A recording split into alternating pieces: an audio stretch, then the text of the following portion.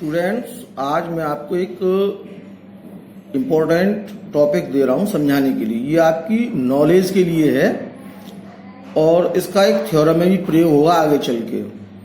तो इसको मैं आपको समझा रहा हूँ, जरा इसको डिटेल में समझिए।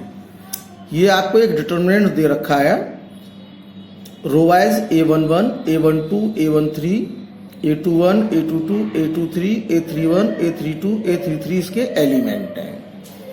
अब हमने क्या करना है कि ये जो फर्स्ट रो है इसके कोफैक्टर्स निकालने हैं। तो A11 का जो कोफैक्टर है आप जानते हैं, इस रो को, इस कॉलम को और इस रो को हम डिलीट कर देंगे।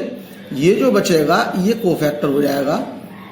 तो इसी तरीके से हम A12 का कोफैक्टर निकालेंगे और A13 का कोफैक्टर निकालेंगे। तो देखिए मैंने निकाल दिए हैं, ये तीनों कोफैक्टर हैं आपके पास। तो जो कोफैक्टर है एलिमेंट A11 का जो कोफैक्टर है वो इस तरीके से मैंने आपको बता रखा है ना। कोफैक्टर क्या होते हैं, बेसिकली डिटर्मिनेंट होते हैं। तो ये कोफैक्टर है A11 का, जिसको मैंने कैपिटल लेटर A11 से प्रदर्शित किया है। ये जो कोफैक्टर है ये A12 का कोफैक्टर है, इसको मैंने A12 से प्रदर्शित किया कैपिटल A1 से। स्मॉल एलिमेंट को प्रदर्शित करता है और जो कैपिटल A है वो कोफैक्टर को प्रदर्शित करता है। 1-1 का अर्थ ये है कि ये जो 1-1 है, ये जो 1-1 लगा हुआ है दोनों में सफिक्स में, ये 1-1 एलिमेंट का यानी फर्स्ट रो फर्स्ट एलिमेंट का एलिमेंट है। ये जो A11 है ये प्रदर्शित करता है कि फर्स्ट रो फर्स्ट कॉलम के एलिमेंट का ये कोफैक्टर है। इसी तरीके से ये मैंने तीनों कोफैक्टर निकाल दिए हैं अलग अलग। तो मैंने इनको ब्रैकेट में करके बता दिया है, ये फर्स्ट रो के ये तीनों कोफैक्टर्स हैं। अब आपसे मैं कहूं कि इस डिटरमिनेंट का एक्सपेंशन करिए। एक्सपेंशन का मतलब प्रसार। डिटरमिनेंट को खोलिए। तो हम डिटरमिनेंट को कैसे खोलते हैं, पहले ये एलिमेंट लिखते हैं और फिर उसके साइड से इस एलिमेंट को, रो को और कॉलम को हटा देते हैं। ये जो बचता है इसको डिटरमिनेंट में लिख देते हैं। फिर माइनस का चिन्ह इसको लेते हैं, फिर इस कॉलम को और इस रो को हटा देते हैं, फिर ये और ये एलिमेंट आ जाते हैं। फिर प्लस का चिन्ह देके इसको लिखते हैं और उसमें ये और ये वाले एलिमेंट आ जाते हैं। तो इस तरीके से देखिए मैंने प्रसार किया है। ये प्रसार भी मैंने आपको करना बताया था। A11, A122, A23, A32 और A33। फिर माइनस A12, माइनस आएगा ना A12 क्योंकि ये इस पोजीशन पे है प्लस माइनस की, तो माइनस आएगा। Minus A12, A21, A31, A23 और A33। इसी तरीके से ये लिख दिया। अब जरा हम गौर से देखें तो ये जो ये लिखा हुआ है डिटर्मिनेंट, ये एक्चुअली में कोफैक्टर है पहला वाला।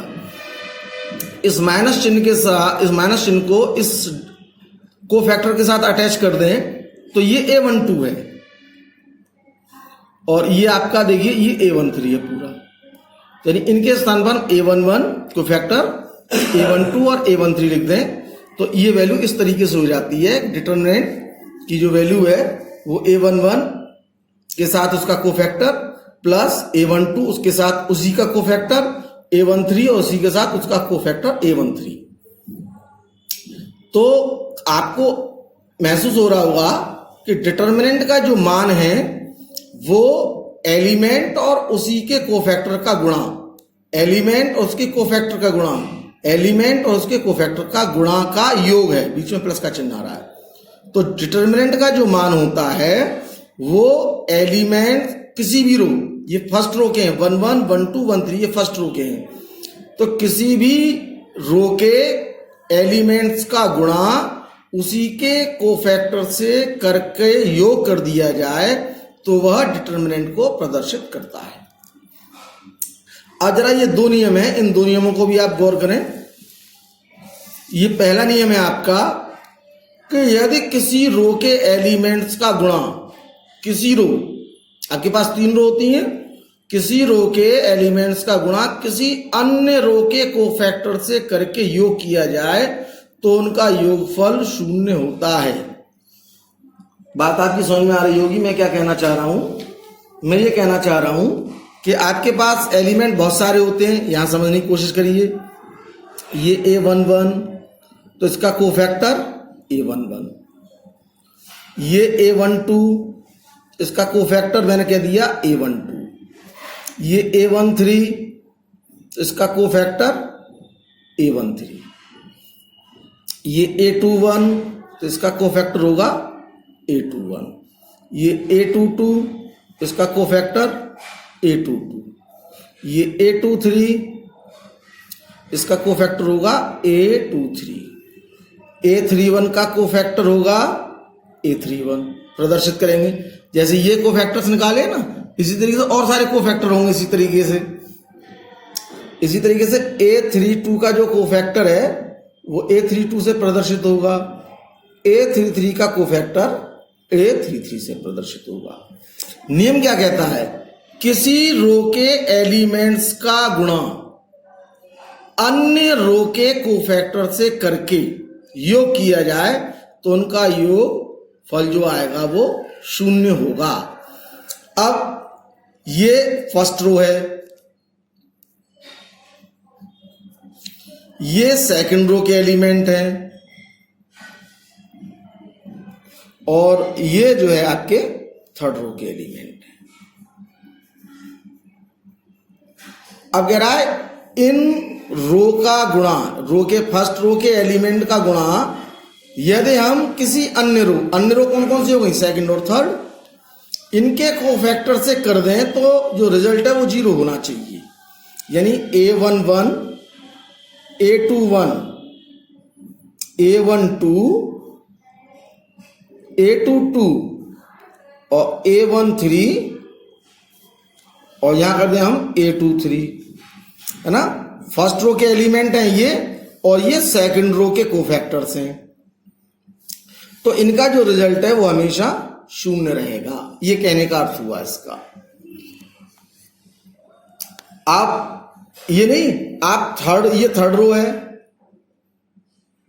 इसके एलिमेंट्स का गुणा यदि हम फर्स्ट रो या सेकंड रो के कोफैक्टर से करके जोड़ दें तो उसका रिजल्ट 0 होगा।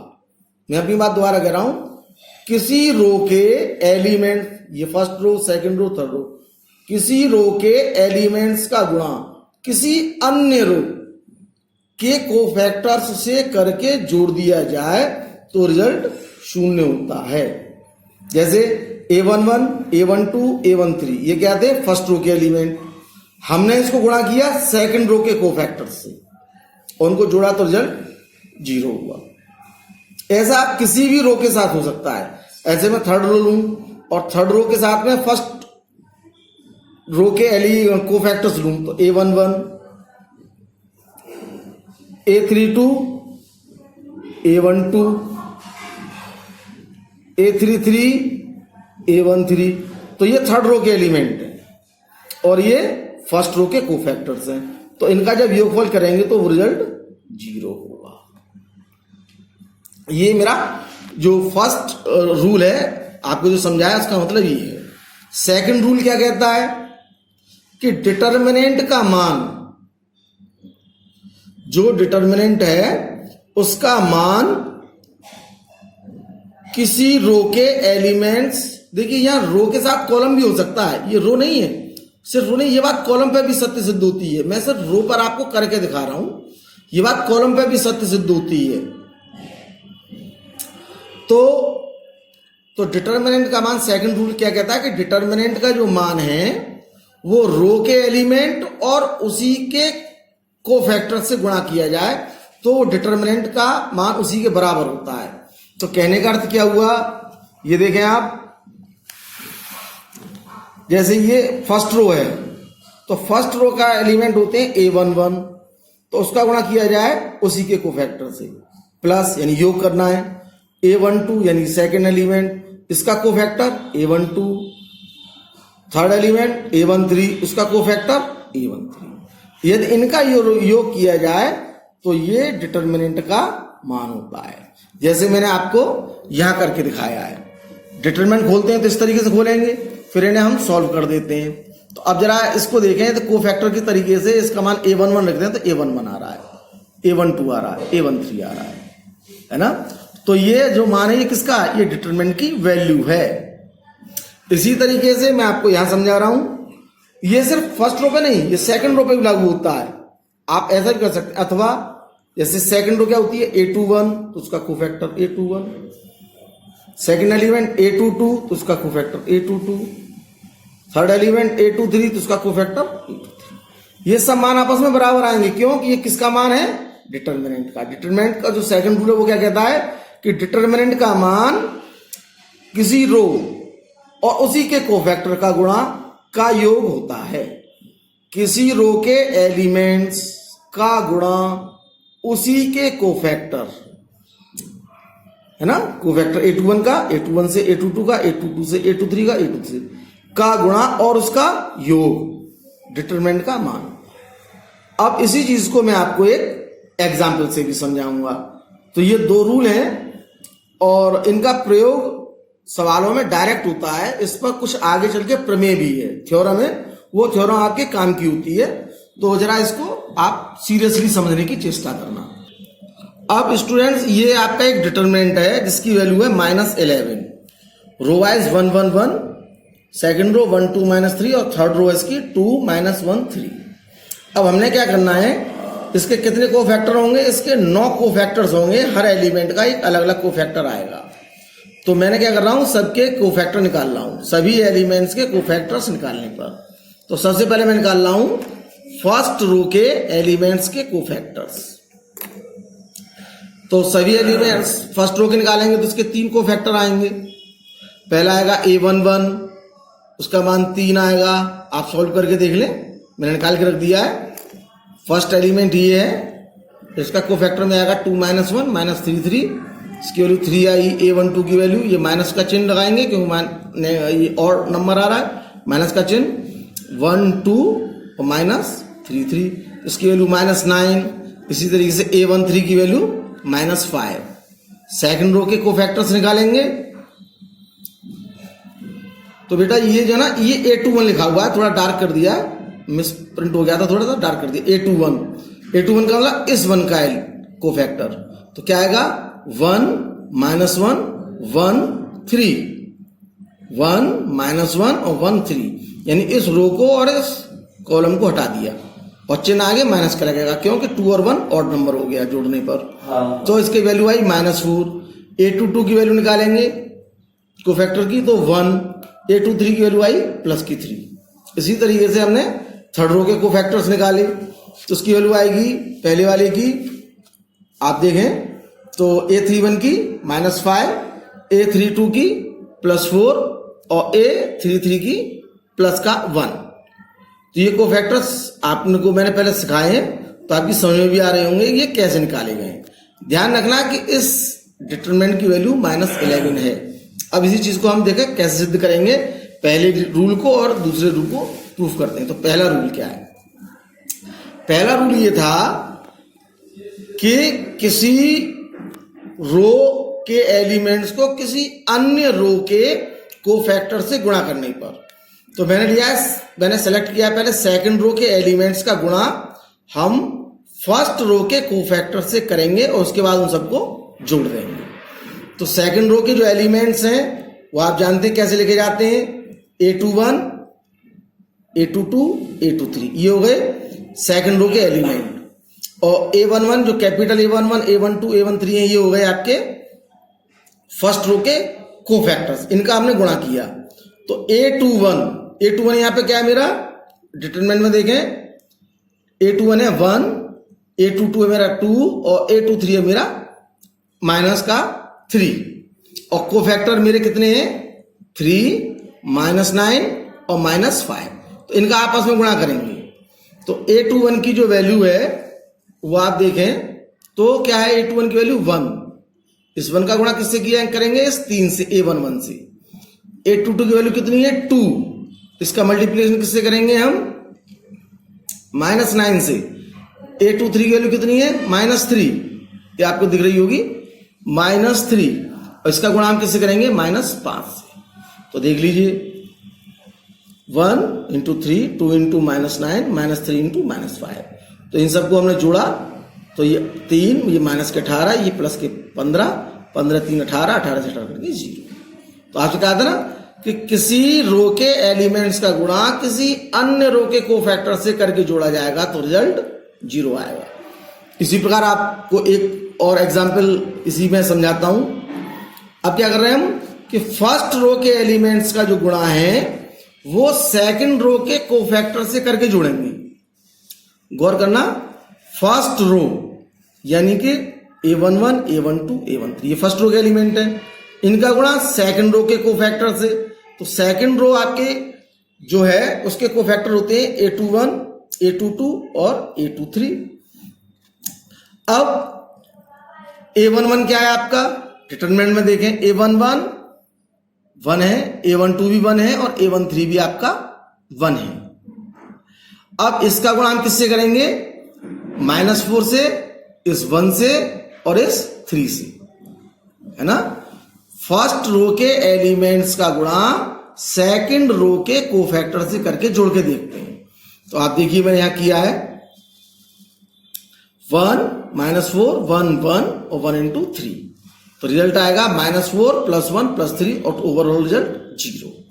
इसी तरीके से यदि आप थर्ड रो के एलिमेंट का गुणा सेकंड रो के कोफैक्टर से करेंगे तो भी रिजल्ट इसी तरीके से 0 ही आएगा। आप ऐसा करके देख सकते हैं। अब जो फर्स्ट रूल है, जो सेकंड रूल है, वो क्या कहता है कि किसी रो को, मैं बता दूं रो के साथ कॉलम भी होता है लेकिन मैं रो ही पर बात कर रहा हूं तो आप रो पर ही समझिए कि किसी रो के एलिमेंट को उसी रो के कोफैक्टर से गुणा करके जोड़ देंगे तो उसकी वैल्यू डिटरमिनेंट के बराबर होती है। तो देखिए मैंने फर्स्ट रो ली, तो फर्स्ट रो के एलिमेंट 1 1 a12 a13, उन्हीं के कोफैक्टर है a11 a12 a13। अब हमको क्या करना है, इनका गुणा करके जोड़ना है। तो फर्स्ट रो के जो एलिमेंट हैं आप पुनः देखिए डिटरमिनेंट में क्या है, वो 1 1 1 1। फर्स्ट रो के कोफैक्टर क्या है 3 -9 और -5। तो इस 3 का गुणा इस 1 से, इस -9 का गुणा इस 1 से, इस 1 का गुणा -5 से करके हम जोड़ रहे हैं। तो देखिए 1 into 3 1 into -9 1 into -5, तो 3 -9 -5 इसकी वैल्यू -11 आई। इसी प्रकार सेकंड रो के एलिमेंट्स का गुणा सेकंड रो के एलिमेंट के कोफैक्टर से ही करेंगे तो भी वही रिजल्ट -11 आएगा। यही बात हम थर्ड रो पे करें तो उसका भी a31 a31 a32 कोफैक्टर उसका a32, a33 एलिमेंट उसका कोफैक्टर a33। तो इसका गुणा इस तरीके से करेंगे तो वह रिजल्ट भी -11 आएगा। और आपको मैं शुरुआत में दिखा चुका हूं कि ये डिटरमिनेंट की वैल्यू के बराबर होता है। डिटरमिनेंट की वैल्यू देखिए -11 है, तो डिटरमिनेंट का मान -11 ही आया है। तो कहने का अर्थ हुआ कि किसी रो के एलिमेंट्स को उसी के कोफैक्टर से यदि आप मल्टीप्लाई करते हैं तो उसका मान डिटरमिनेंट के बराबर होता है, यानी डिटरमिनेंट ही होता है। और यदि किसी रो का गुणा किसी अन्य रो के कोफैक्टर से करके जोड़ेंगे तो उसका मान 0 होता है। इस चीज को आप थोड़ा दिमाग में रखना, ये आगे चल के आपके बहुत काम आएगी। अब स्टूडेंट्स में एक्सरसाइज 4.4 के जो पहला और दूसरा क्वेश्चन है उसमें तो माइनर और कोफैक्टर निकलवाए गए हैं। आप कोशिश करना निकल जाएंगे क्योंकि मैं आपको पिछले वाले वीडियो में बता चुका हूं। अब मैं 4.4 का तीसरा क्वेश्चन आपके लिए कर रहा हूं। तीसरा क्वेश्चन मैंने अपने शब्दों में लिख दिया है कि सेकंड रो के एलिमेंट्स के कोफैक्टर्स का प्रयोग करके डिटरमिनेंट का मान बताइए। क्या कहा उसने क्वेश्चन, सेकंड रो के एलिमेंट्स के कोफैक्टर्स का प्रयोग करके ये जो डिटरमिनेंट दिया गया है इसकी वैल्यू बतानी है, यानी इसको खोलना नहीं है। क्योंकि मैंने आपको क्या बताया था अभी कि जो फर्स्ट रूल सेकंड रूल था कि डिटरमिनेंट का जो मान होता है वह उसी रो के एलिमेंट्स और उन एलिमेंट्स के कोफैक्टर्स का गुणा उनके गुणनफल के योग के बराबर होता है।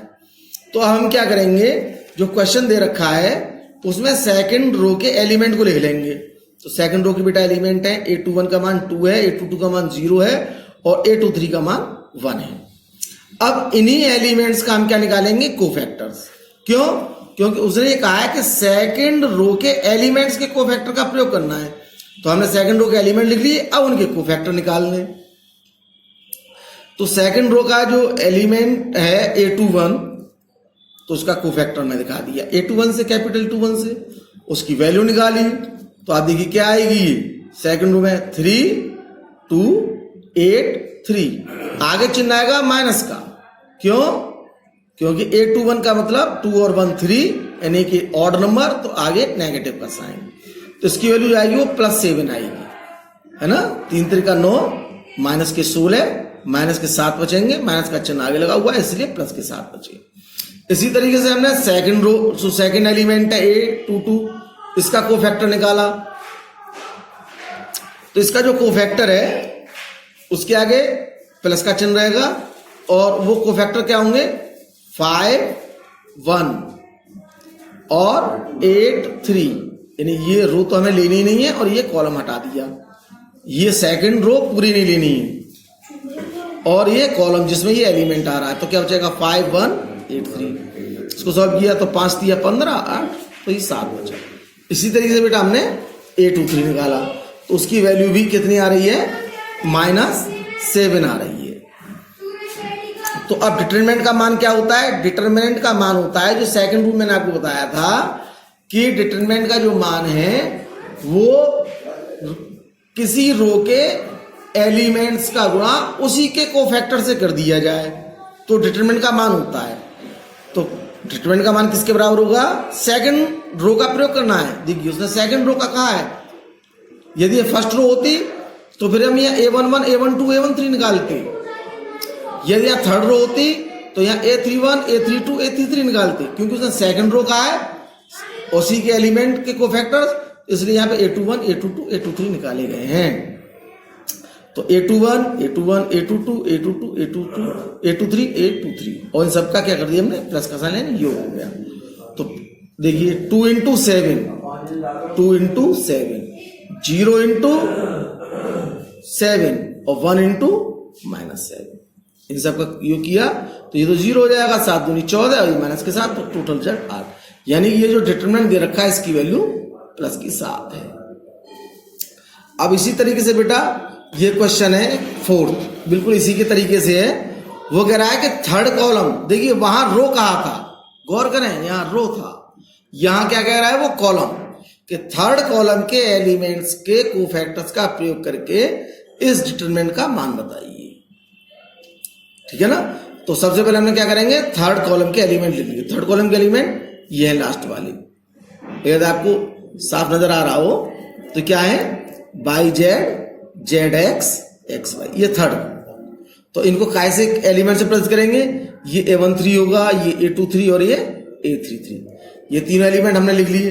अब इन्हीं के कोफैक्टर निकालने हैं, तो A13 का कोफैक्टर निकालेंगे तो A13 कैपिटल होगा, इसका कोफैक्टर निकालेंगे वो कैपिटल A23 से दिखाएंगे, इसका निकालेंगे तो वो कैपिटल A33 से लिखेंगे।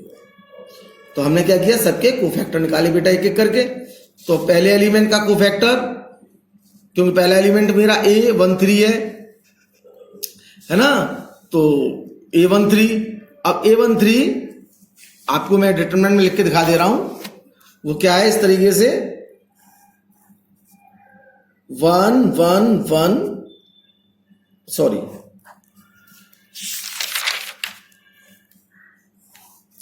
1 1 1 X Y Z, और यहां पे बेटा आपका YZ, यहां पे आपका ZX और यहां पे आपका XY।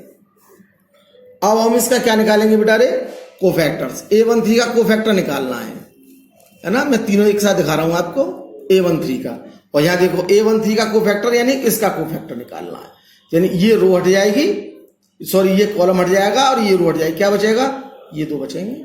तो क्या आ रहा है 1 1 YZ, इसका मान आएगा Z - Y। इसी तरीके से आप A23, यानी A23 कौन सा एलिमेंट है, ये वाला, तो अब क्या होगा, ये रो हट जाएगी और ये कॉलम तो है ही नहीं, तो क्या आएगा 1 1 XZ। तो देखिए 1 1 XZ, चिन्ह माइनस का आएगा, क्योंकि 2 और 3 5 होते हैं, चिन्ह माइनस का आएगा। इस तरीके से A33 का मतलब हुआ XY, इसका कोफैक्टर निकालेंगे तो ये रो हट जाएगी, ये एलिमेंट। क्या हो जाएगा 1 1 एक्स वाई। तो देखिए 1 1 एक्स वाई, तो इस तरीके से इसका जो मान आएगा वो हो जाएगा वाई माइनस एक्स। तो अभी आपको मैं क्या दिखा रहा था कि रो का A11 A11 A12 A12 A13 A13, तो ये डिटरमिनेंट का मान होता है, ये रो वाइज है।